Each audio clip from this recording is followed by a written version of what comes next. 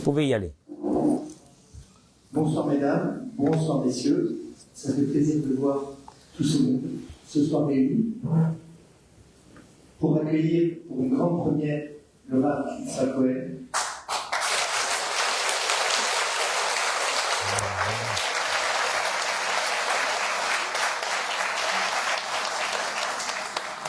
Qui nous vient de très loin de collègues de la communauté de Dor HaGeoula. Je voudrais, avec l'autorisation de notre Rav Dov Elbez, ici présent aussi, On applaudit. remercier Carole Botton qui a été à l'origine de cet événement.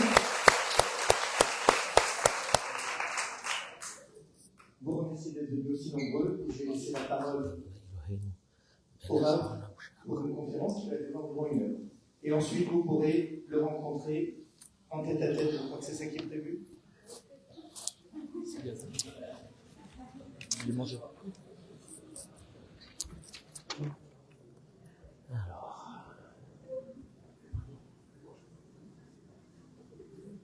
Voilà. C'est bon? Très bien.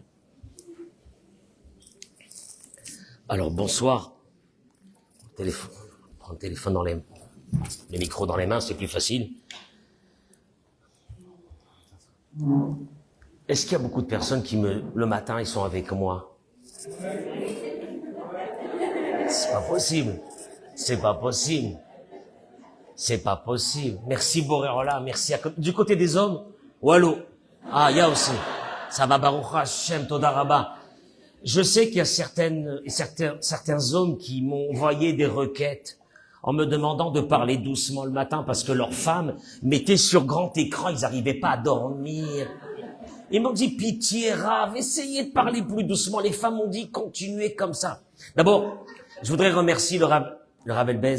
Je voudrais remercier le président de la communauté, Madame Botton, et Monsieur Amouyal, je crois aussi, pour cette soirée extraordinaire. Je voudrais aussi dédier ce moment à nos Chayalim, à nos Chatoufim, au Ham Israël qui est dans une situation actuellement très très dure. Que ces paroles de Torah, ce cours de Torah qu'on fait ce soir, on est entre nous. Ce cours de Torah qu'on fait ce soir, qu'il soit Bezrat Hashem, qu'Akadosh Baruch Hu nous envoie des miracles. Amen, Keni Ratson. Je rajouterai pour Laura Ruth, Bat Lisson et Tinok Ben Ruth, l'Irefoua Shelema. Alors, je suis très ému. Pourquoi? Parce que moi j'ai l'habitude de parler avec les personnes de ma communauté tous les matins. Il y a une personne qui m'a demandé de s'excuser, qui peut pas être là, c'est Olivier. Il m'a envoyé un message hier, il m'a dit, je suis à Paris. J'ai dit, Chasve Shalom. Il m'a dit, oui, mais je pourrais pas être là, je dois partir avec ma femme. Je lui ai dit, amen, amen. Heureusement que tu as une femme, tu dois l'amener quelque part et que tu me laisses tranquille pendant un petit moment de vacances. Ça, c'est pour ceux qui me suivent tous les matins, ils comprendront un petit peu, mais je le remercie aussi parce qu'il nous rajoute beaucoup de joie tous les matins. Vous savez, je voudrais vous parler ce soir d'un thème qui est pour moi celui qui ouvre toutes les portes de la vie. On va essayer de rentrer dans ce thème avec une certaine philosophie, une certaine profondeur. Parce que quand j'ai lu dans la paracha qu'on vient de terminer, les 98 malédictions, si qu'on avait fait quelque chose de mal, nous on est les derniers juifs avant la Géoula. Quel mérite qu'on a de ce qu'on fait déjà, Béhémet. C'est à nous qu'on va nous donner des malédictions, Chas v'Shalom, à Dieu le plaise. Bien sûr que non. Juste, je fais une parenthèse. Où est mon épouse? Je la vois pas. Ah, elle est restée au fond là-bas, elle est cachée. J'accueille mon épouse, ma maman qui est là, mes sœurs qui sont là.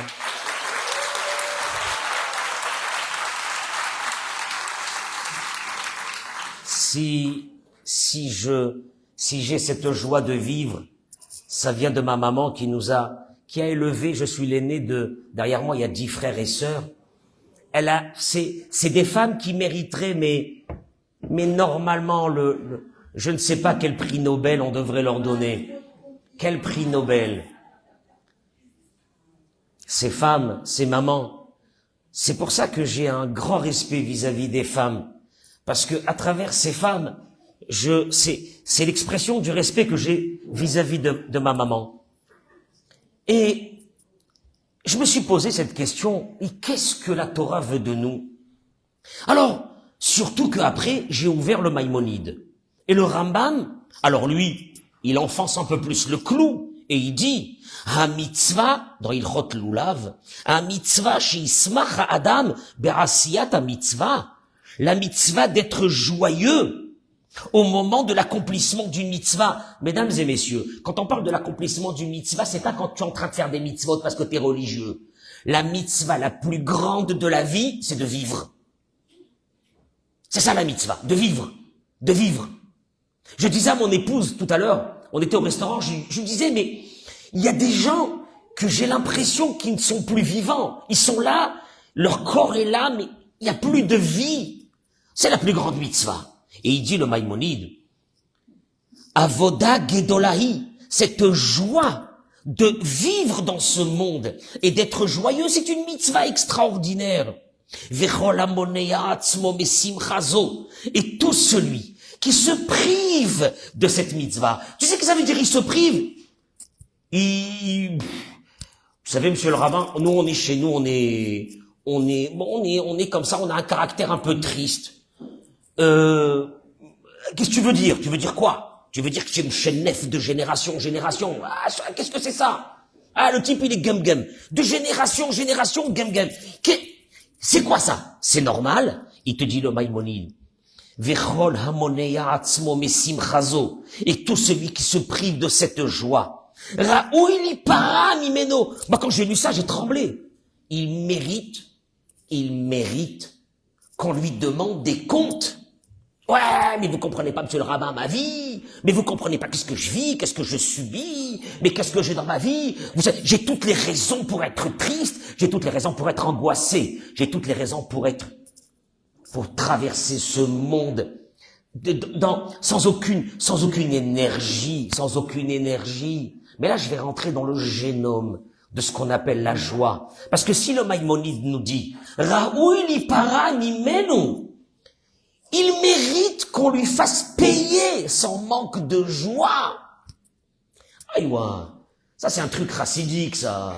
Mitzvah, Gedola, Liot, c'est un truc chassidique. Le Maïmonide, il est pas chassidique. Le Maïmonide, il y a 500 ans, il a fait un livre de Shulchan Aruch, un livre de Halacha. Et le Maïmonide, il te dit, il mérite cette personne. Attends une seconde, je veux bien comprendre. Comment tu veux que je sois joyeuse ou joyeux le matin quand je me réveille, quand tu entends ces personnes qui te disent, moi je suis pas du matin, il y en a qui m'ont dit je suis pas de l'après-midi, il y en a qui m'ont dit je suis pas du soir, mais Kitsur, il y a des gens qui sont pas de la vie, c'est compliqué, mais Béhémet, ce soir, écoutez-moi bien, mesdames et messieurs, je vais essayer d'aller très vite et que vous allez sortir ici ce soir avec quelque chose de très fort pour votre vie, parce que, au fait, moi je ne parle pas, je ne suis pas un conférencier. Alors, je suis loin d'être un conférencier, je vous donne ma vie. Je vous donne ma vie. Celui qui veut prendre un peu de cette vie-là, et qui se dit peut-être ma foi, ça peut peut-être m'aider dans ma vie, qui m'écoute de façon attentive ce soir. L'un de nos grands maîtres, le Rav Yitzhak Hutner, qui était le Rosh Yeshiva de la Yeshiva de Pachad Yitzhak, un génie de la Torah. Il dit, Kol Israël, yesh lahem mitzvot. On a tous des mitzvot. Aval, shiviut ha-mitzvah, la valeur que tu donnes à la mitzvah. Je peux expliquer dans des mots très simples. Il y a des personnes qui vont faire une mitzvah. Dans le ciel, elle va être considérée comme quelque chose d'énorme. Il y a d'autres, walou. Et tu te dis, je ne comprends pas, c'est la même mitzvah. C'est la même, on a fait la même. Pourquoi elle a deux valeurs différentes? Il dit le Rav Yitzhak Hutner que shiviut ha-mitzvah, la valeur de la mitzvah, et je répète, la mitzvah que je veux vous parler ce soir, c'est de vivre, c'est d'être heureuse, c'est d'être heureux.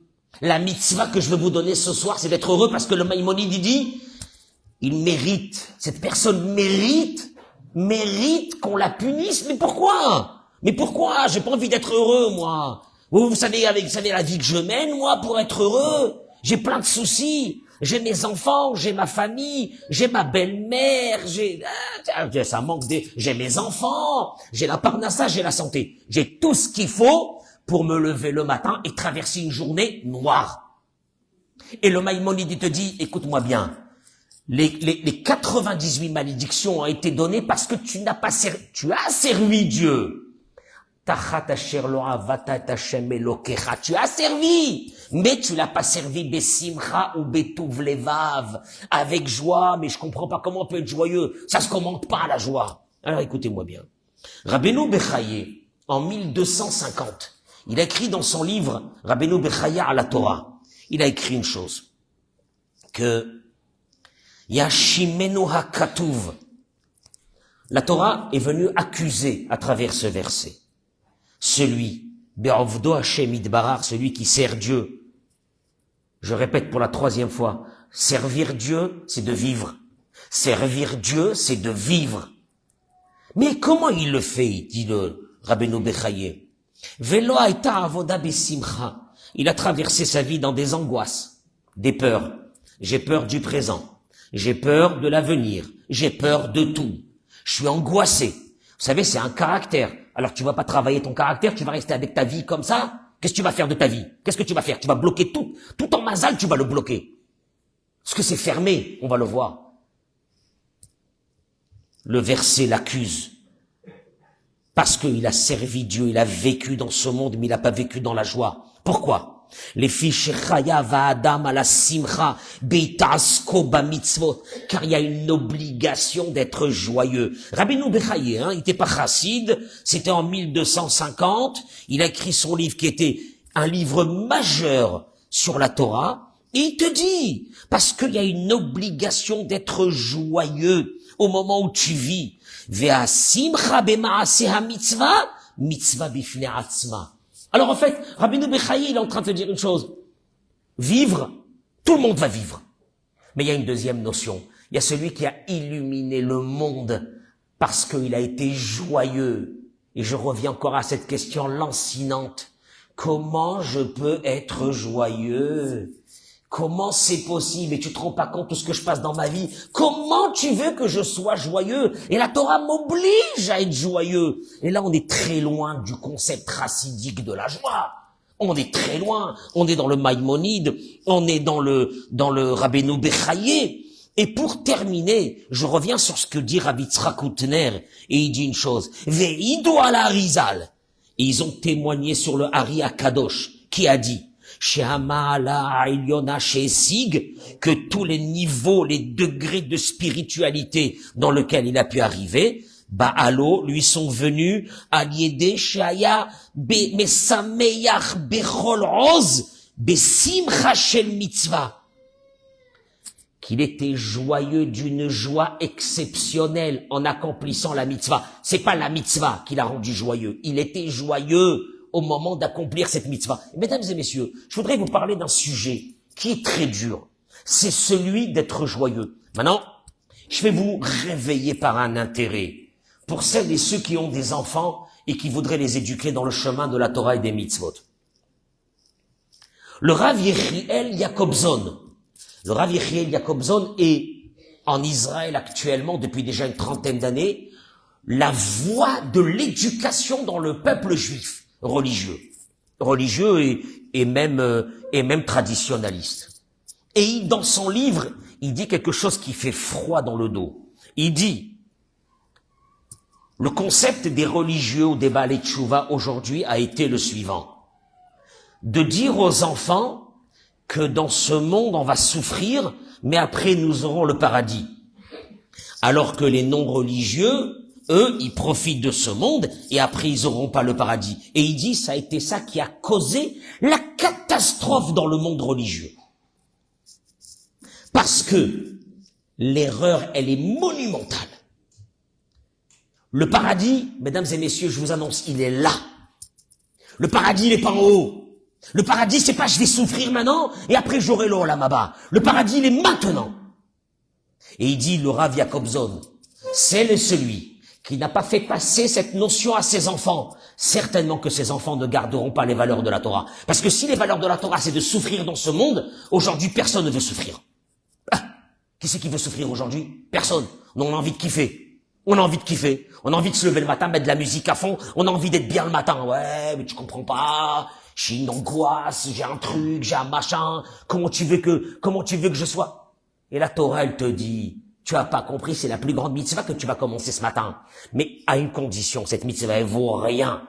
Si tu fais pas passer à tes enfants que d'être dans les valeurs de la Torah, un Shabbat, comment il se passe à la maison, un Shabbat, si tu dors tout le Shabbat, si t'es crevé tout le Shabbat, si t'as bu tout le Shabbat, si tu rentres à la maison et ta femme elle est avec tes enfants seuls, si la femme, parce qu'elle fume pas le Shabbat, alors ça pète des câbles du matin jusqu'au soir pendant tout le Shabbat, aucun enfant n'a envie de faire Shabbat.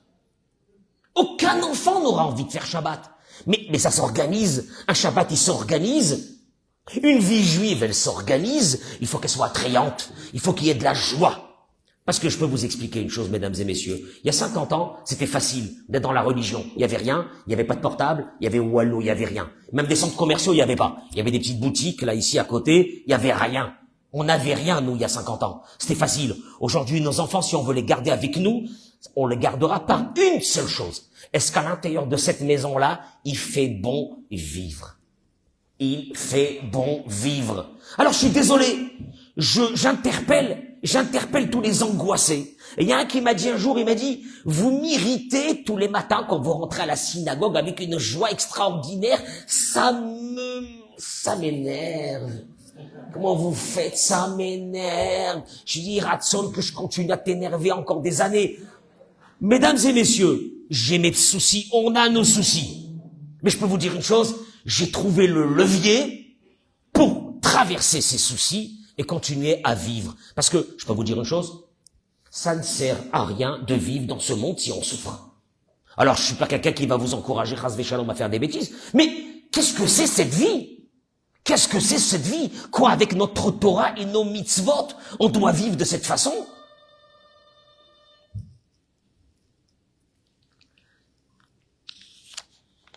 Je laisserai, pour terminer, l'un de mes maîtres, le Rav Chaim Volkin, un des grands penseurs, qui a rapporté cette notion de la joie à travers Rosh Hashanah. Et je vais vous donner un secret, mais je le laisse pour la fin. Ce que je voudrais vous ramener, c'est cette notion que la simcha besimcha, mitzvah gedola liot besimcha. Besimcha, c'est les mêmes mots que marshava. Je traduis. Quelqu'un qui veut rentrer dans un bonheur de sa vie, enlever ses angoisses, enlever ses peurs, il a besoin d'une chose, un travail de marshava. C'est pas par hasard que la Torah elle a marqué les mêmes mots. Besimcha, prenez les lettres. Besimcha, c'est bet, shin, mem, het et he. Marshava, c'est mem, het, shin, bet, he. Les mêmes lettres. C'est pas un hasard. La simcha peut venir qu'avec un travail, on va dire intellectuel, sans qu'il soit vraiment intellectuel. Mais en vérité, il y a une part d'intellectualité dans ce travail. Je rajoute encore une notion qui a été dite dans la paracha de la semaine qu'on vient de lire. Vesa marta bechol atov asher natan lecha Adonai. Vesa marta, tu seras joyeux, tu seras content. Bechol atov, avec tout le bien que t'a donné Hachem. L'un de mes maîtres a pensé, qui est contemporain, que Dieu lui donne longue vie, le Rav Zamir Cohen, dans un de ses livres, il dit la chose suivante. Il dit, Inenu tohim, on se pose une vraie question. Ketzad nitan letzavot ala adam lismoar. Comment tu peux déposer dans la Torah un commandement qui est, vous avez une obligation d'être joyeux. Il rajoute dans la question et il dit, on peut obliger une personne à accomplir des actions et il les accomplira, mettre les téphilines, prier, prendre le loulave, allumer les bougies, faire une afrachatrala, c'est des choses qu'on peut commander, il n'y a aucun problème. Parce que c'est dans tes mains. Tes actions sont dans tes mains. Tu fais ce que tu veux.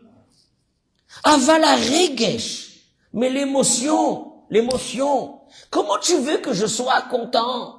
Comment tu veux que je me lève le matin et je sois bien? Comment tu veux que le matin je me lève avec une énergie de folie alors que c'est dur la vie? Comment tu veux, alors que j'ai des problèmes, alors que j'ai des enfants à marier, alors que j'ai un problème de santé, j'ai un problème de parnassa? Comment tu veux? Comment? Ça se commande pas, les émotions, ça se commande pas. Quand la dame va il dit, le Rav, n'importe qui aurait voulu être joyeux et joyeuse. Aval, ketzad ve'alma yismach. Comment il peut être joyeux? Alors qu'il traverse des épreuves de la vie. Enfin, voyons, monsieur le rabbin. Et vous pensez que quoi? Oh bah, vous venez, vous nous dites il faut être joyeux, on va se lever demain matin, on va être joyeux. Vous savez ce qu'on passe dans notre vie?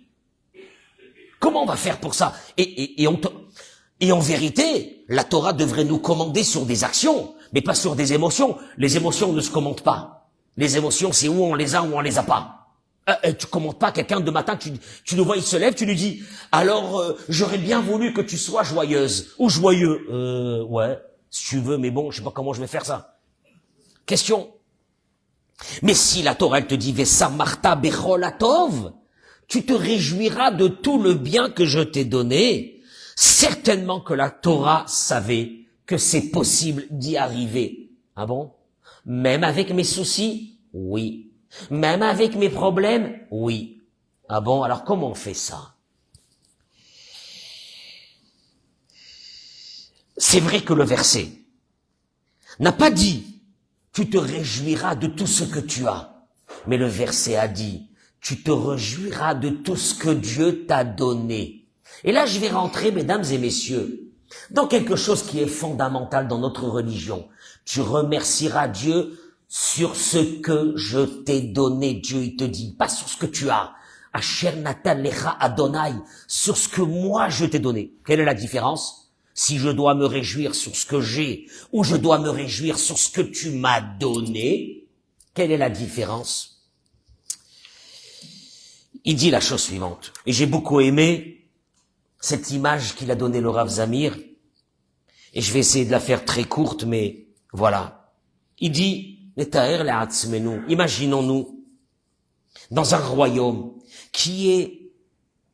que le roi est un roi extraordinaire, aimé par tous ses sujets, un roi qui commande plusieurs pays. À l'époque, c'était un roi, c'était quelque chose qu'on voyait pas ni à la télé, ni on avait vu une fois son visage. Vous savez, mesdames et messieurs, que les rois, il y a une centaine d'années, 200 ans, 300 ans, on ignorait à quoi il ressemblait. Il y avait que ceux qui habitaient à la cour à Versailles qui pouvaient voir le roi. Imaginons que quelqu'un... Ben oui, il n'y avait pas de téléphone, je suis désolé, hein, David. Il n'y avait pas de téléphone. Donc on disait il paraît qu'il y avait un roi qui s'appelait Louis XVI. Mais 99% de la population ne l'ont jamais vu. À quoi il ressemblait Louis XVI? Jusqu'à qu'un beau matin, il y a un type, il est venu, il a commencé à peindre un tableau, et ceux qui l'ont vu, l'ont vu, ceux qui l'ont pas vu, l'ont pas vu, et des millions de Français n'ont jamais vu à quoi ressemblait le roi de France. C'est énorme. Et là, il dit, voilà que ce roi arrive un jour, on annonce qu'il arrive dans une grande ville, et il y a un monsieur qui est là, il se met avec les millions de personnes qui attendent que le carrosse royal va passer. Et à ce moment-là, il y a une tismorette, comment on dit tismorette, une philharmonie. Excusez-moi, je commence à oublier le français, c'est grave. L'orchestre philharmonique, et ils sont là en train de faire une musique extraordinaire. Les millions de personnes attendent l'arrivée du carrosse. Le roi arrive et les gens jettent sur le carrosse des roses, des fleurs, des sucreries, parce que vraiment ils aiment leur roi. C'est un roi qui est là, qui s'occupe d'eux. Ils ont un amour pour ce roi extraordinaire. Écoutez, parce que c'est vraiment le problème de notre vie. Et c'est vrai que personne ne ne leur a donné l'ordre de recevoir le roi de cette façon? C'est parce que c'est un cri du cœur, ils aiment tellement leur roi, ils sont là, tout ce qu'ils peuvent faire, et ça hurle, et ça crie, et bravo, et vive le roi. Et voilà qu'à ce moment-là, il y a un monsieur qui est là et qui prend son chapeau et qui le jette en signe de liesse pour ce roi qui est là, qu'on aime. Et le chapeau tombe et par terre, dans le sol, il y a peut-être des égouts ou des choses comme ça et le chapeau tombe par terre. Et là, à ce moment-là, le carrosse du roi s'arrête. Le rideau s'ouvre et le roi, avec son doigt, il pointe ce monsieur. Il lui dit, de loin, il dit, amenez-le-moi. Et on l'amène. Il tremble. Il va devenir fou. Ça dépasse l'entendement. Et le roi, il lui dit, regarde, je viens de voir que tu as jeté ton chapeau en mon honneur et qu'il est tombé, qu'il s'est sali. Et il prend son chapeau et il lui donne. Il prend ce chapeau et il lui dit, mets-le sur ta tête. Va-t'en. Sois béni. Et il met ce chapeau. Ça va lui prendre des jours et des nuits pour se remettre de cette émotion. Et il dit le Rav, tout ça c'est sur un roi qui est là aujourd'hui et que demain il disparaît. Et quand la Torah te dit Vesamarta bechol atov asher natan lecha Adonai, toi tu te rends pas compte que c'est Dieu qui est là tous les jours, 24 sur 24, et il pointe son doigt sur toi. Il te dit, viens, je vais te faire battre ton cœur. Viens, je vais te donner des enfants. Viens, je vais m'occuper de toi. Viens, t'inquiète pas. Toute ta vie, elle est dans mes mains. Des choses que tu as pensé que tu as ratées dans ta vie, tu n'as pas raté. C'est moi qui ai été derrière ça. Ne t'inquiète pas. N'aie pas des regrets sur le passé. N'aie pas des angoisses sur le présent. N'aie pas des angoisses sur l'avenir.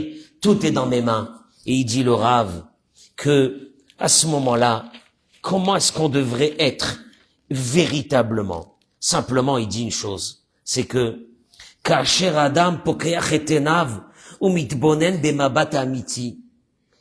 Il faut, dans la vie, ce qu'on a besoin, mesdames et messieurs, c'est des moments de hitbonenut, des moments de réflexion, Batov, dans tous ces bienfaits que Dieu, vous savez, j'ai raconté la semaine dernière que j'étais à côté dans un endroit où je donne un cours à Natania, et il y avait un trottoir, et je vois un monsieur d'une 40aine d'années sur une chaise, un handicapé, une chaise roulante, et il essayait de monter sur le trottoir, et je suis venu, je l'ai aidé à monter sur le trottoir, et j'ai dit, Hachem, Todaraba, je marche, on se rend pas compte, on respire, et tout ça nous vient de qui? De ce roi-là. Melech Malchei Amlachim HaKadosh Baruch Hu. Traduction des mots. Comment tu peux te sentir isolé? Tu peux te sentir malheureuse, tu peux te sentir malheureux, tu peux te sentir que tu as raté ta vie. Qu'est-ce que ça veut dire ça? Et vous allez voir, je vais rentrer dans quelque chose de fondamental. Et il dit la chose suivante. Il dit Da'aka le marbe atzahar, Adam chai betrusha shikrit. On vit, on traverse ce monde avec une notion qui est tellement erronée. C'est ce Yetzer Hara qui nous donne ça. Shekeilu kol ma shetovlo muvan me'elav. Que tout ce que j'ai, c'est normal. Vous savez, mesdames et messieurs, le rabbi de Lubavitch a dit cette chose-là qui m'a, moi je suis pas ni Chabad, ni Breslev, j'essaie d'être un peu un juif. J'adore tout le monde, je prends la Torah de tout le monde.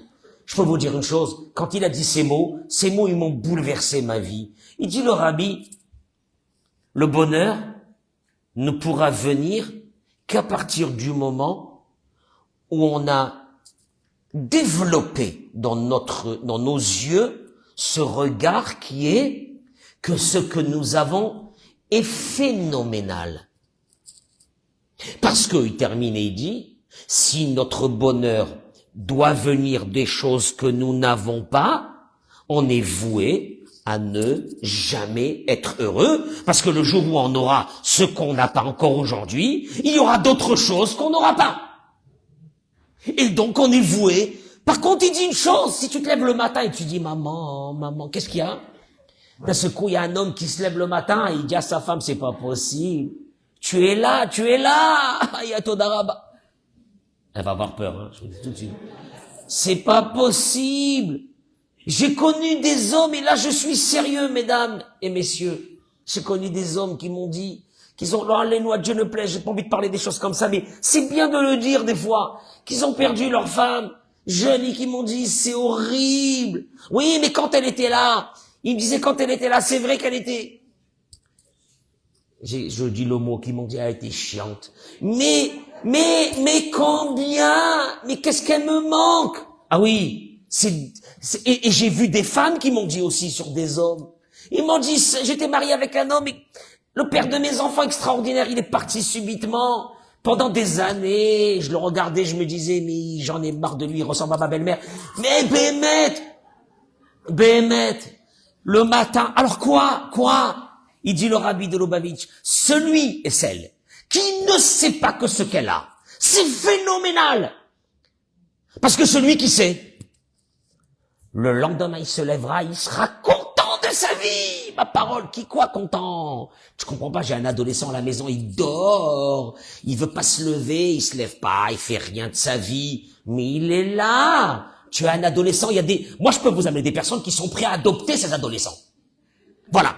Je viens avec eux, je vous les amène à la maison, vous dites, rentrez dans la chambre, il y a une chambre, c'est pas une chambre, Laura Leno, elle est renversée complètement. À l'intérieur, au fond, là-bas, il y a un adolescent sale, avec les cheveux comme ça, il est déscolarisé, il vaut plus rien. Je peux vous assurer qu'ils vous donneront des millions pour prendre cet adolescent et partir avec. Ah, la malo. Et Emma, voilà. Et il dit, le Rav Zamir, une chose, c'est ce qu'on a, on ne sait pas combien c'est important. Moi, je peux vous dire la vérité, je peux arrêter le cours ici. Parce qu'en vérité, c'est ça le problème de notre vie. Le problème de notre vie, c'est que nous n'apprécions pas la journée. Nous n'aimons pas la vie qu'on a. On n'aime pas la femme qu'on a, le mari qu'on a, les enfants qu'on a, la vie qu'on a. Et on se fait des rêves. Alors, je fais une petite parenthèse pour celles et ceux qui, pour se détendre, ils appellent ça se détendre, c'est un concept. Mesdames et messieurs, elles vont sur Instagram. Aïe. Tu te rends pas compte. Et Hasvé Shalom, si elle tombe sur une copine ou une connaissance qui a balancé des photos des dernières vacances. Shem Irachem, quelle vie que j'ai. Regarde. Ou bien une femme qui rentre à la maison. Mais vous savez, je peux vous dire une chose, mesdames. Il y a des fois des maris ils ont des moments. Il y a des maris qui ont des moments de solitude énormes. Quand une femme, elle rentre et elle dit, tu as vu, elle parle sur la belle-sœur, tu as vu le diamant qu'elle a? C'est pas un diamant, c'est un rocher Ferrero, je me rappelle. À l'époque, il y avait Rocher Ferrero. Un rocher. Et là, le mari, il est là, il dit, ouais, Lia, qu'est-ce que je vais faire? Ça va durer combien de temps, maman? Et il prie à Hachem qu'il enlève cette xéra. Mais je peux vous dire une chose.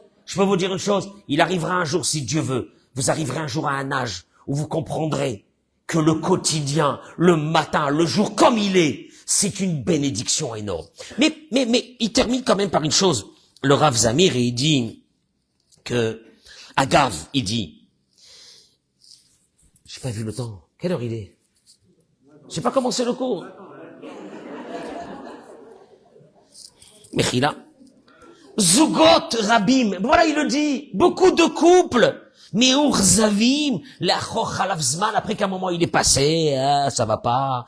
Mama Nisouim, mais Mishikimo et Betam, la maison avec qui ils ont construit, le mari avec la femme avec le mari. Rak Mishum, chez Kolatov, chez Faratov, chez Matsu, Bolifna Khatuna Mitkabelata Kemuvan Meelav. Je peux vous dire une chose. Combien d'hommes et de femmes qui se sont mariés s'extasier, la femme disait à sa mère, mais tu as pas vu, il est venu, il m'a fait ça, il m'a donné ça, là, et vice versa, et on était comme ça jusqu'au mariage, 1 an, 2 ans, 3 ans, et d'un seul coup, je sais pas, qu'est-ce que je fais avec lui, je vais avec elle, j'aurais dû, non, alors, j'ai entendu, Laura Lénou, c'est une erreur de jeunesse. Oh, c'est fabuleux.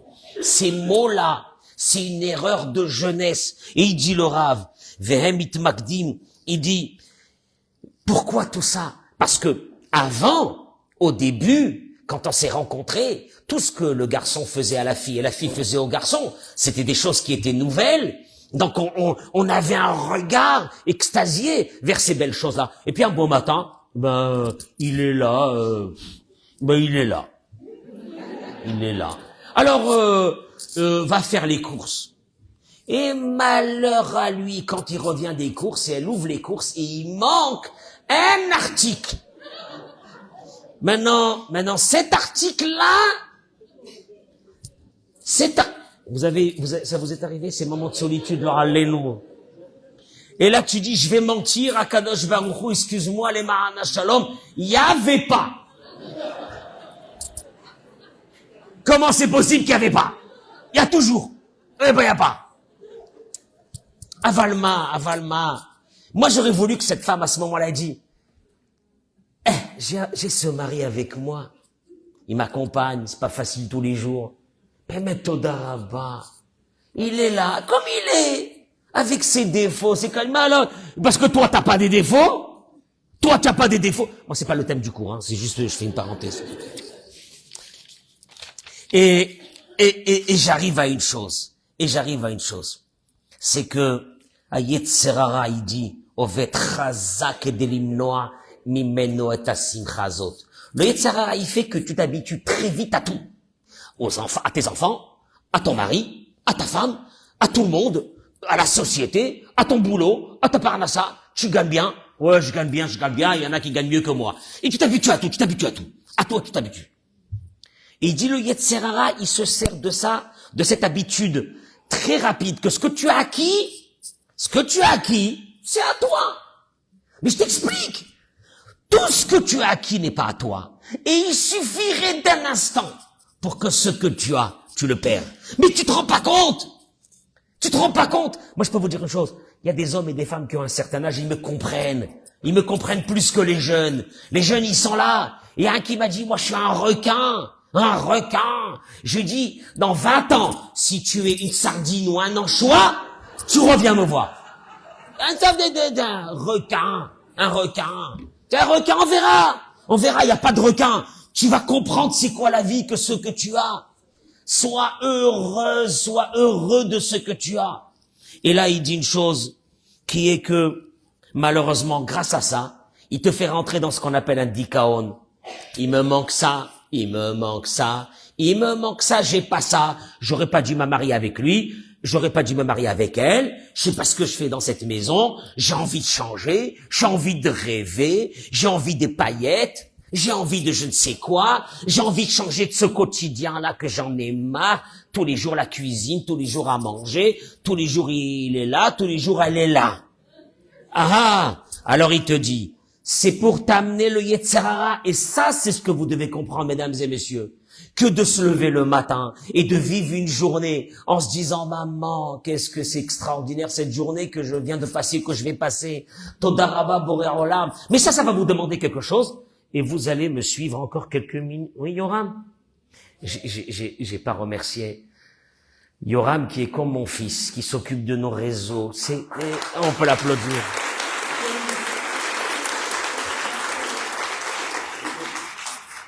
Mais, vous savez, ce soir, vous me donnez des vitamines pour, vous m'aider. Ne pensez pas que vous êtes venus pour vous êtes venus pour me donner quelque chose. C'est de me donner le courage de continuer. Simplement, mesdames, sachez que mon épouse, elle le voit. Il est 11h du soir.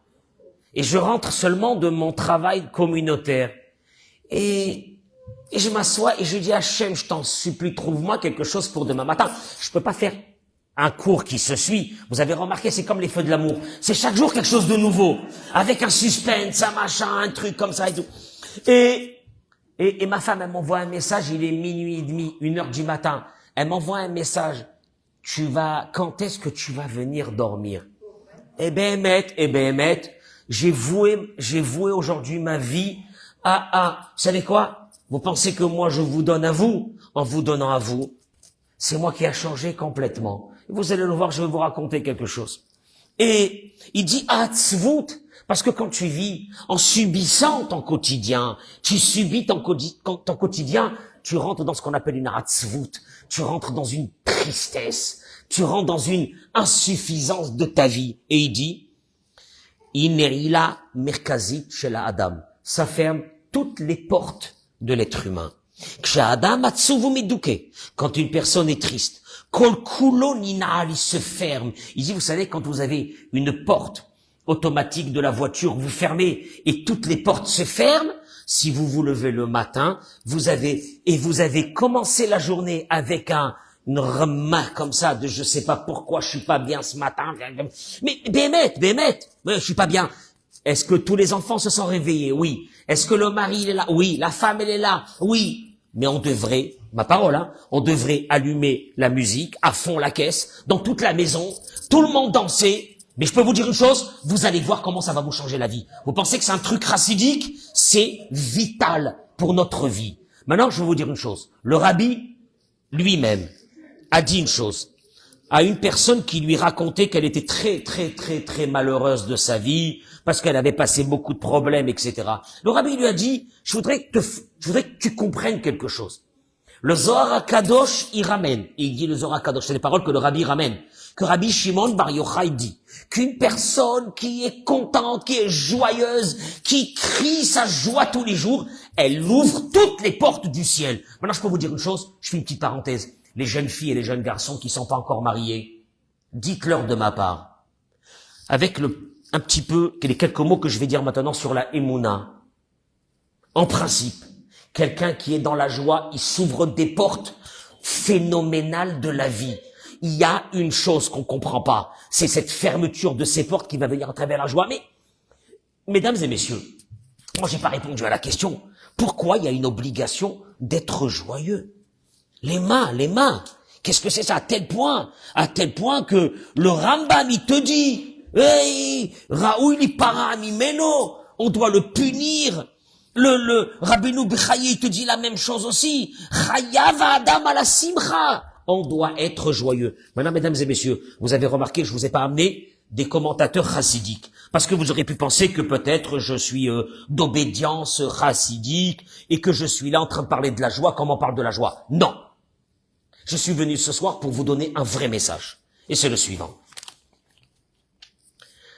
Rabbi Nachman de Breslev ramène une chose. Je l'ai relu plusieurs fois parce que je me suis dit peut-être que j'ai mal compris. Et il dit, et là, je me suis rendu compte que cette question que j'avais depuis des années, 98 malédictions parce que j'ai pas envie d'être joyeux. Allô? Je fais toute la religion. J'accomplis toutes les mitzvot. Je fais tout. Et alors, j'ai pas le droit de faire mes mitzvot avec la gueule. Maïesh. Où est le problème? Non. 98 malédictions parce que t'as fait toutes les mitzvot de la Torah, mais tu les as fait sans joie. J'ai pas compris. Je vois pas le rapport. Pendant des années, je comprenais pas d'où ça venait ce problème. Et tu vois Rabbeinu Bechaye qui te dit, tu vois le Maïmonide qui te dit, c'est des gens qui sont, ça fait 500, 600, 700 ans qui te dit ça. Et tu dis, mais c'est bizarre. Moi, je pensais que c'était un truc Breslev ou un truc Chabad ou un truc comme ça d'être dans la joie. Mais ça n'a rien à voir. Mais alors pourquoi? Et si j'ai pas envie d'être joyeux? Et si j'ai envie de rester angoissé? Maïesh, où est le problème? Et là, je vous dis quelque chose que ramène Rabbi Nachman de Breslev, il dit que tout celui qui accomplit les mitzvot de la Torah sans joie, kofer bechol la Torah. Kofer bechol la Torah kula. Vous voulez que je vous traduise? Tu fais rien. T'es pas un croyant. Veyotse min hadat. Il est sorti de la religion juive. Vewa apikoros. Et c'est lui le apikoros, l'épicurien, Vea kofer et la thé, à mouskar bechol divrei chazal, qui ont été dit, chaque fois que tu vas voir dans la Torah, le mot apikoros, le mot kofer, il te dit c'est celui-là. Oh bémet, c'est chaud, qu'est-ce que ça veut dire ça, lama, maïesh, comment tu veux que je change cette vision de ma vie? Il ramène ici Rabbi Nachman de Breslev, Adam Shema Amin Be'ashgacha Pratit. Je vais essayer de faire quelques mots. Celui qui comprend qu'il y a des piliers. J'appelle ça, Bémet, il faut redire les mots, il faut les redire plusieurs fois.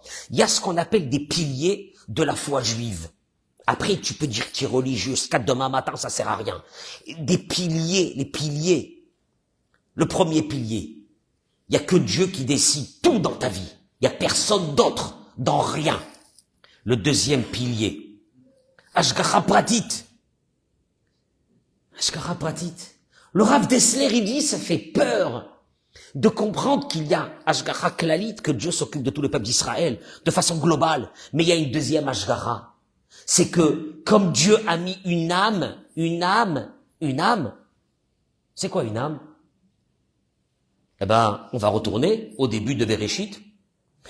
Il est écrit que Dieu a insufflé, Vaïpach be'apav ruach nishmat chaim. Il a insufflé sur Adam, Arishon, Adam, un souffle de vie. La Gemara dit, qu'est-ce que c'est un souffle de vie? C'est quoi? Il a de l'air, qu'est-ce qu'il a insufflé? Man de napach, medile napach. Ce qu'il a insufflé, c'est une partie de lui-même. C'est-à-dire que, quand je vous regarde à vous, mesdames, quand je vous regarde, messieurs, moi je regarde pas des corps, je regarde cette âme qui est en vérité une partie de Dieu. Ce qu'il a insufflé, c'est une partie de lui. Maintenant, je t'explique un truc. Est-ce que quelqu'un qui a insufflé une partie de lui dans une autre personne, il peut laisser un jour cette personne? Toi, tu te sens seul. Toi, tu te sens abandonné. Toi, tu te dis, je sais pas comment je vais traverser mes épreuves de ma vie.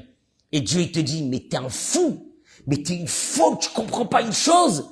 Je peux pas te lâcher parce que tu sais pourquoi je peux pas te lâcher? Parce que tant que t'es vivante, tant que t'es vivant, c'est une partie de moi qui est à l'intérieur de toi. Je suis obligé de m'occuper de toi. Je te lâcherai jamais. Que tu sois religieux, pas religieux, rachat, sadique, ce que tu veux. Ça n'existe pas que je te lâcherai. Tu comprends ça, oui ou non? Tu comprends pas ça? Là, tu comprends pas ça? Laisse tomber la religion. Ça sert à quoi? Tu mets les tefilines le matin, tu fais ton Shabbat et tu dis Dieu il n'est pas avec moi. On appelle ça Ashgacha Pratit. Cette providence particulière. Il dit Rabbi Nachman, une personne qui a compris ça, au Sameach bechelko tamid, il est toujours content. Berega sheu ma'amin, shechelko balo be'ashgacha pratit, au Sameach bechelek hazeh. Qu'est-ce qui se dit cette personne? Ce que j'ai, Dieu, c'est toi qui me l'as donné. Oui. Tu t'occupes de moi. Oui. Particulièrement. Oui. Ce que tu veux me donner, tu me donnes. Bien sûr. Et ce que tu veux pas me donner, tu me donnes pas. Effectivement. Ce que j'ai réussi dans ma vie, c'est toi. Ce que j'ai pas réussi, c'est toi aussi, tu voulais pas que je réussisse. Très bien. À partir de là, où sont les colères qu'on peut avoir sur les échecs de notre vie, sur les rancœurs qu'on peut avoir sur les personnes? Il y a des gens qui m'ont fait du mal, ils t'ont pas fait du mal. C'est Dieu qui a voulu que ça se passe comme ça. Mais c'est à Kol Letova. Il y a personne qui peut te faire du mal. Parce que il y a des fois qu'il y a des personnes que peut-être ils ont essayé de te faire du mal, tu sais même pas. Ils n'ont pas réussi. Parce que Dieu avait décidé que personne te touche. Et quand Dieu il veut t'envoyer à toi ce qu'on appelle une épreuve, ce qui va être d'ailleurs le thème de demain soir, dans notre conférence, parce qu'il faut rentrer vraiment dans la religion juive. Et il y en a marre de vivre en tant que religieux et de ne pas être religieux. Il te dit Rabbi Nachman de Breslev, kofer. C'est un kofer. Ah bon, c'est grave de dire une chose pareille, c'est un peu excessif. Mais il dit une chose, écoutez-moi bien. Il dit, Yodéa, une personne qui sait que sa vie, vu que c'est Dieu qui s'occupe de lui, ce qu'il a eu dans sa vie, Zachitov Bishvilo, c'est le meilleur. Yodéa, chaque détail de ta vie, c'est Dieu qui l'a décidé. Le Zohar HaKadosh, il dit Rabbi Nachman, tu peux pas aborder la religion juive sans ce Zohar HaKadosh de Rabbi Shimon Bar Yochai. Rabbi Shimon Bar Yochai, il dit, on ne peut pas aborder la religion juive si on n'aborde pas à l'intérieur de cette religion juive notre Neshama. Pourquoi je suis revenu dans ce monde? Il y avait des choses à faire. Il y avait des choses à terminer. La femme que j'ai rencontrée, le mari que j'ai rencontré, tu crois que c'est un hasard de la vie? Tout est calculé. Les enfants que tu vas avoir, exactement. Les épreuves que tu vas avoir, exactement. Ils font partie, il dit Rabbi Nachman de Breslev, ils font partie du parcours qui a déjà été décidé par Dieu. Ah bon?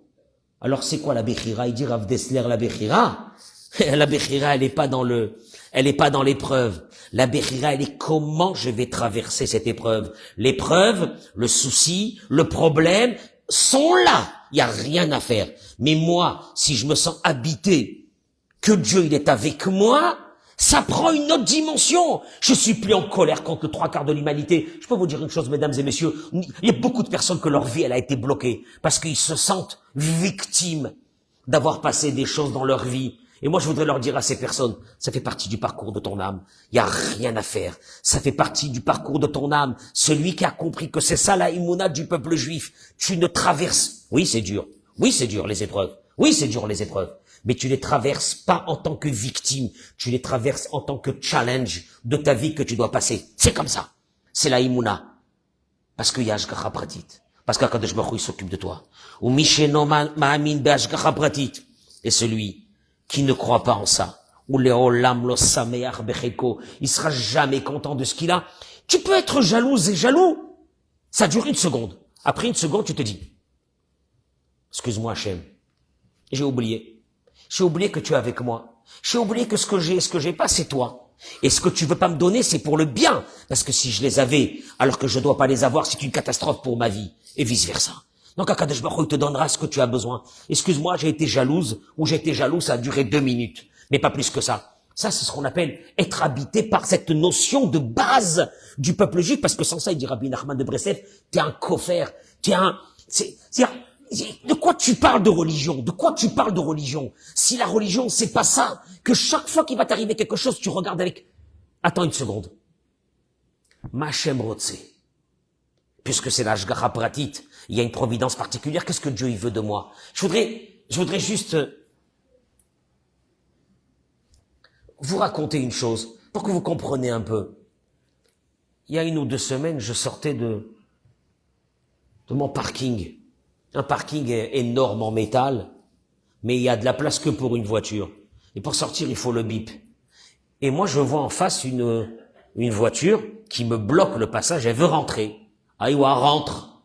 Mais les Israéliens, je les adore. Ils ont une voiture à 500 000, mais ils n'ont pas le bip à 200 shekels. C'est un concept. Donc, il attend que quelqu'un lui ouvre. Bon, moi, je vais pour aller à la synagogue le matin. Je lui dis, ça va, ok, je lui ouvre. Et il y a une dame qui traverse, qui passe. Elle me regarde même pas un instant. J'étais transparent. J'ai eu d'un seul coup ma partie algérienne qui s'est réveillée. J'ai dit, je vais la défoncer. J'ai dit, je vais faire marche arrière. Je vais aller juste lui dire. Mais comment une dame de ton âge, t'as pas honte? Juste un petit merci. Tu quoi? Je t'ai laissé passer, je t'ai ouvert la porte, sans ça tu passerais pas, un petit merci. Et d'un seul coup, à ce moment-là, je me suis dit, Hachem, Ashgacha Pratit, qu'est-ce que tu veux de moi? Et là, d'un seul coup, j'ai été pétrifié. J'ai dit, à savoir combien de portails que Dieu, il m'a ouvert dans la vie. Je n'ai même pas regardé, je ne lui ai même pas fait comme ça. Et j'ai continué la route. Et j'ai presque dit, si un jour je la vois, je la remercierai que grâce à elle, j'ai eu cette vision devant moi que, tu vois, Akadosh Baruch Hu te fait ça. Tu as un enfant à la maison qui te fait des problèmes, c'est pas un hasard. Ashgacha Pratit. Ashgacha Pratit de quoi? Quoi? Vous voyez pas? Il y a une qui m'a dit, vous voyez pas, il ressemble à mon beau-père. Bon à rien. J'adore que quand ça va pas dans la famille, on met ça sur les beaux-parents. Tu as remarqué ou non? Jamais sur les propres parents. Sur les parents, c'est que les bonnes choses. Mais sur les beaux-parents, c'est khlet. Et moi, je voudrais vous dire une chose. Nos enfants. Il dit le Rav Dessler, c'est notre miroir à nous. Akadosh Baruch Hu te dit, regarde, tu vois comment il est? Tu vois comment il se met en colère? Tu vois comment il est comme ça? Enfin, en vérité, moi je t'aime beaucoup. Dieu il te dit, moi je t'aime beaucoup, je suis pas là pour te frapper. Je t'aime beaucoup. Je te donne ça, tu sais pourquoi? Parce que je suis avec toi. Et donc j'ai besoin que tu fasses traverser ton âme ici dans ce monde et que tu progresses avec cette âme, que tu changes, que tu évolues. Parce qu'il n'y a pas plus pire qu'un être humain qu'à l'âge de 20 ans, il était tordu, à 40 ans il est tordu, à 60 ans il est tordu, il a rien fait de sa vie. Il n'a pas changé, il n'a pas évolué. Il n'a pas compris les choses de la vie. Dieu te donne un enfant. Problème, commence à réfléchir. Sur quoi moi je dois faire teshuva? C'est au contraire, c'est pour le bien. Je ne vais pas prendre ça pour quelque chose de mal. Au contraire, je réfléchis à moi, je réfléchis pas à lui, je réfléchis à moi. Un mari avec une femme, un peu de émouna, que la femme, je dis aux hommes, la femme qui est devant toi, ce que j'ai fait au bon Dieu pour me marier avec cette femme. Tu entends des mots comme ça, c'est un accident? Jamais. C'est, la émouna, oui. Oui, j'aime bien la émouna quand tout va bien, je dis Baruch Hashem, Baruch Hashem, Baruch Hashem. Quand tout va bien. Mais quand ça va pas, il n'y a pas de Baruch Hashem. C'est de sa faute, c'est ci, c'est là, c'est machin. La femme que Dieu t'a donnée, c'est un accident? Non. Mamash Ashgacha Pratit. Ashgacha Pratit, occupe-toi bien d'elle. Béhémet, fais très attention à toi. Tu sais pourquoi? Parce qu'en vérité, à travers ce que tu vas faire pour elle, tu es en train de montrer à Dieu que l'expression de émouna, tu l'as à l'intérieur de toi. Je dirais aux femmes, vis-à-vis de vos maris, la même chose. Pour nos chers là, c'est quoi cette suffisance qu'on a? On se prend pour je sais pas quoi. Et qu'est-ce que je fais avec lui? Et comment? Et quoi? Et tu vois pas ma belle-sœur, ma belle-sœur ou ma sœur? Et l'autre, comment elle est? Ashgacha Pratit, ta vie à toi. Ta vie à toi. Je le dis aux hommes et aux femmes. Vos vies à vous. Faut pas les comparer aux autres vies. Faut pas les comparer aux autres vies. Vous savez pourquoi? Parce que votre parcours de vie, il est unique. Chayav Adam Lomar, Bishvili Nivra Olam. Ah, c'est une mégalomanie énorme. L'homme a une obligation de dire, le monde a été créé pour moi. BME, tu te lèves un bon matin, tu dis, le monde, il a été créé pour moi. Tu rentres à la synagogue, les gens vont dire, le pauvre, les fois chez les mains peut-être, qu'est-ce qu'il a? Le monde, il a été créé pour moi. En vérité, je peux vous dire une chose qui me traverse l'esprit souvent. En vérité, on est, je sais pas, peut-être combien de personnes ici, Blainara, mais en vérité, chacun et chacune est seul. Chacune et chacun a son âme. Chacun et chacune a voilà, il a son but dans lequel il doit accomplir dans ce monde. Alors c'est vrai qu'on est tous en société, mais ça n'a rien à voir. Ta vie, elle n'est pas la même que la mienne. Ton parcours de ta vie, de ton âme, n'est pas la même que la mienne. Chacun. Et vous savez comment on appelle ça dans la Torah? Ashgacha Pratit. Maintenant, celui qui se lève un bon matin et qui dit donc en vérité, tout ce que j'ai, c'est excellent. Ah ouais. Tout, oui. Et j'ai un enfant comme ça, et j'ai un enfant comme ça, et j'ai un problème de ça, j'ai un problème de parnassa. Et c'est comme ça que ça doit être. Oui. C'est pas une punition. Non. C'est quoi? C'est juste pour que Dieu, il veut te guider et t'amener vers ton but. Vous savez comment on appelle ça? On appelle ça la émouna. Et le reste, c'est rien. Parce que celui qui vient et qui met les tefilines le matin, je le dis aux hommes, et qu'il n'est pas content de sa vie, et qu'il est en colère, contre sa femme, contre ses enfants, contre le monde entier, moi je me pose une vraie question, est-ce que même il a besoin de mettre les tefilines? Ça sert à quoi? Et je dis aux femmes la même chose. Quand tu regardes ton mari, ne regarde pas, regarde avec les yeux de la émouna, avec les yeux de la Ashgacha Pratit, que ce mari que Dieu t'a donné. Il n'y a pas eu d'erreur, non.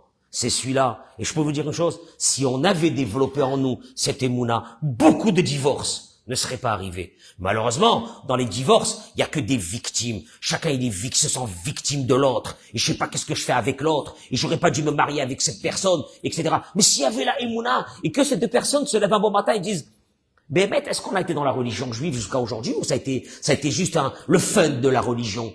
La religion juive, tu sais c'est quoi? Emouna, c'est quelque part cette résilience. Mais cette résilience, elle peut venir que d'une chose, il dit Rabbi Nachman de Breslev. À partir du moment où tu décideras de jeter, d'abandonner cet intellect de ta vie, je veux comprendre, mais moi je comprends pas, et moi. Et tu rentres dans un autre monde, qui est celui du monde réel de ta vie. Il dit Rabbi Nachman, il y a un monde que nous vivons, c'est un monde qui c'est pas le véritable monde. On est là, on s'est disputé avec des gens, on est en colère, c'est pas le vrai monde. Le vrai monde, c'est ce qu'il y a derrière tout ça. Et ce qu'il y a derrière tout ça, Kadosh Baruch Hu seul le sait, et il le fait, et je peux vous le dire, que personne ne me dise qu'il est seul.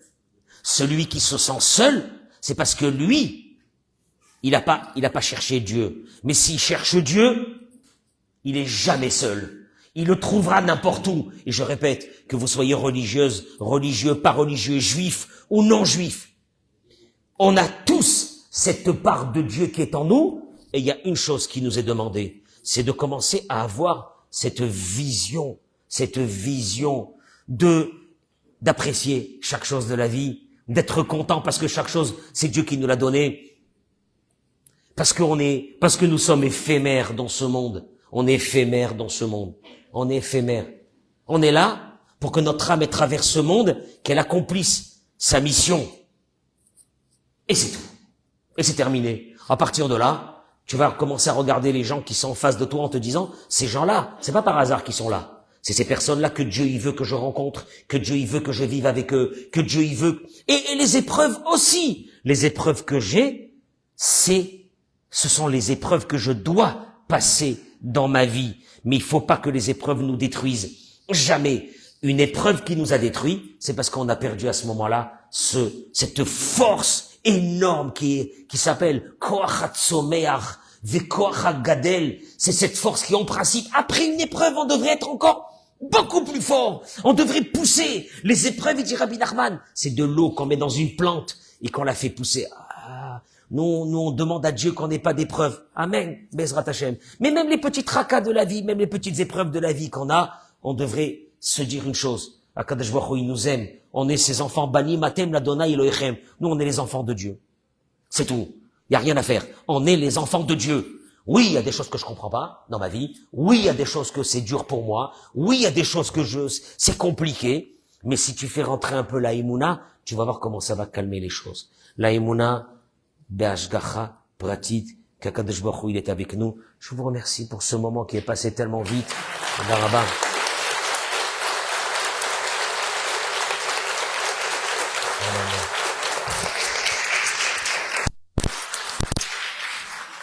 Et si vous pouvez partager ce cours, s'il vous plaît, partagez-le. Vous connaissez ça, vous, non? Tous les matins, partagez-le. Voilà, Chazak Baruch, Toda Rabba.